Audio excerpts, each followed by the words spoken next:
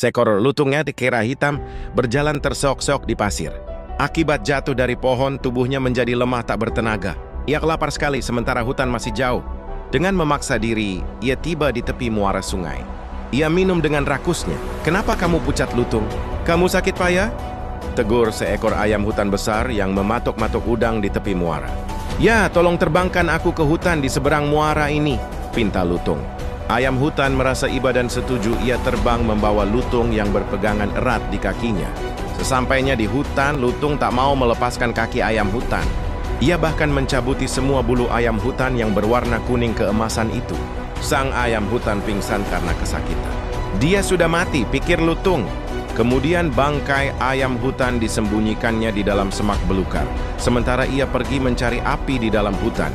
Sang ayam hutan kemudian sadar. Dia menangis terseduh-seduh sebab kehilangan semua bulunya. "Hei, kenapa badanmu? Siapa yang telah mencabuti bulu-bulumu?" tanya seekor sapi dengan heran. Ayam hutan menceritakan semua pengalamannya.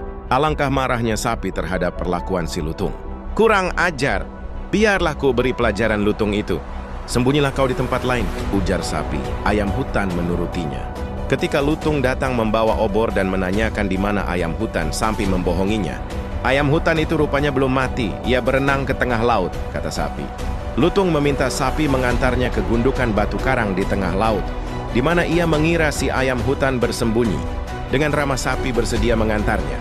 Tanpa pikir panjang, lutung naik ke punggung sapi yang kemudian berenang ke gundukan batu karang di tengah laut. Akan tetapi, setelah lutung loncat ke gundukan batu karang gitu, segera sapi meninggalkannya. "Semoga kau mampus disergap ikan gurita," ujar sapi.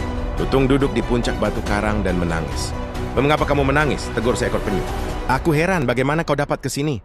"Aku naik sampan, kemudian sampanku terbalik dan aku terdampar di sini," jawab lutung berbohong. Karena kasihan, penyu mengantarkan lutung ke pantai. Lutung naik ke punggung penyu. "Bagaimana kau dapat berenang dengan cepat?" tanya lutung. "Dengan kayuhan kaki-kakiku," jawab penyu tanpa curiga.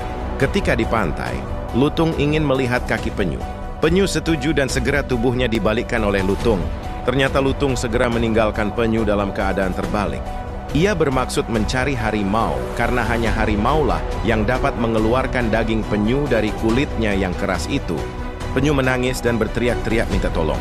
"Mengapa kamu?" tanya seekor tikus. Yang mendekat, penyu lalu menceritakan pengalamannya. Tikus pun menjadi sangat marah terhadap lutung yang tak tahu membalas budi itu. Ia bersama tikus-tikus lain menggali pasir di bawah badan penyu, dengan harapan apabila air pasang naik penyu dapat membalikkan tubuhnya dengan mudah. Sementara menunggu kedatangan lutung, tikus-tikus itu menutupi tubuh penyu dengan tubuh mereka sendiri dan menari-nari sambil bersair. "Mari kita ikut gembira ria bersama sang lutung yang jenaka, yang berhasil menipu Raja Rimba, yang mengira betul ada penyu, padahal hanya kita yang ada." Lutung yang datang bersama harimau sangat heran, "Di manakah penyu?" Mendengar syair tikus-tikus, harimau pun menjadi marah karena merasa ditipu. "Mana penyu yang kau katakan itu?" geramnya.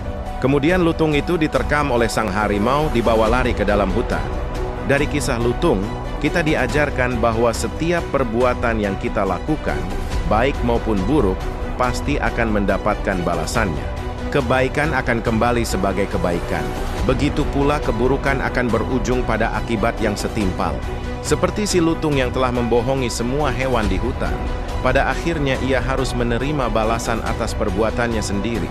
Kisah ini mengingatkan kita untuk selalu bersikap jujur, bertanggung jawab, dan berhati-hati dalam bertindak, karena tidak ada perbuatan yang luput dari konsekuensinya.